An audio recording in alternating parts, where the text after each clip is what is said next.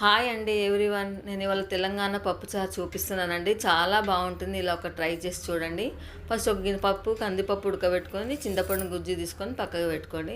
ఒక బొగాన్ పెట్టుకొని జీలకర్ర ఆవాలు వేసినాక కొన్ని ఒక 5-6 మెంతులు వేయండి, ఫ్లేవర్ బాగా వస్తుంది. ఒక 4-5 రెడ్ చిల్లీ వేయండి, ఒట్టిమిరపకాయలు వేయండి.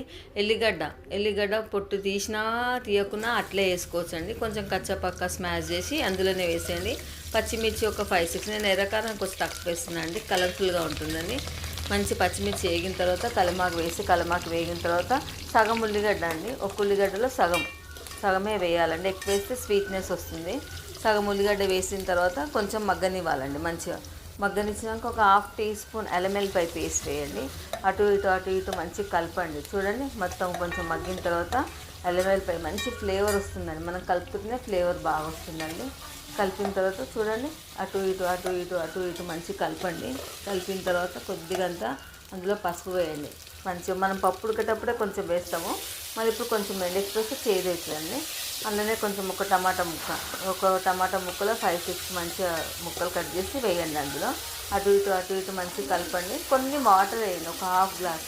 ఎందుకంటే ఈ అల్లం వెల్లిపాయ, పచ్చిమిర్చి, కొత్తిమీర, కల్లిమాకు ఇవన్నీ టమాటో అంతా మంచిగా వాటర్లో ఉడకాలండి. ఉడికితేనే మంచిగా ఆ వాటర్లో ఫ్లేవర్ దిగుతుంది. కొద్దిగా ఉప్పు వేసి కొంచెం 1/2 టీ స్పూన్ వేసానండి నేను కారం, ఎందుకంటే ఆల్రెడీ రెడ్ చిల్లీ బాగా వేసాను. వేసేసి అవి అక్కడ మసులుతూ ఉంటుందండి. ఈ పప్పు తీసుకొని కొంచెం స్మాష్ చేయండి. చింతపండు గుజ్జు అండి, చింతపండు వాటరు.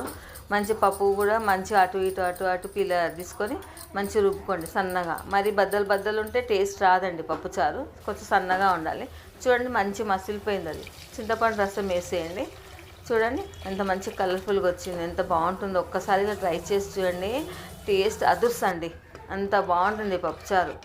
మంచి చింతపండు నీళ్ళు కూడా బాగా మసలాలండి, మంచి మసలాలి. అన్ని ఫ్లేవర్స్ ఆ రసంలోకి దిగితేనే అప్పుడు పప్పుచారు అనేది బాగా.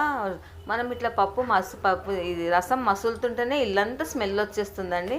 పప్పు రుద్ది పెట్టుకున్నాం కదండి, అందులో వేసేయాలండి, మసలే దాంట్లో వేసేసి మంచిగా అటు ఇటు మంచిగా కలిపేసేయండి. కలిపిన తర్వాత కొద్దిగా మళ్ళీ కొత్తిమీర ఉంటే మేకని కొత్తిమీర వేయండి. కొంచెం టేస్ట్ చేయండి, ఉప్పు కారం సరిపోయేది ఇప్పుడే చూసుకోవాలి, తర్వాత వేస్తే బాగుంటుందండి. మసలుతప్పుడు వేస్తేనే మంచి పడుతుంది పప్పుచారుకి. కొంచెం చూసుకొని మంచి ఉప్పు కారం వేసేసి మంచిగా కలపండి. అటు ఇటు చూడండి ఎంత బాగా మసులుతుందో, ఇల్లంతా స్మెల్ వస్తుందండి పప్పుచారు చేస్తే, అంత బాగుంటుందండి. చూడండి కలర్ఫుల్గా ఎంత బాగుందో. తెలంగాణ పప్పుచారు రెడీ.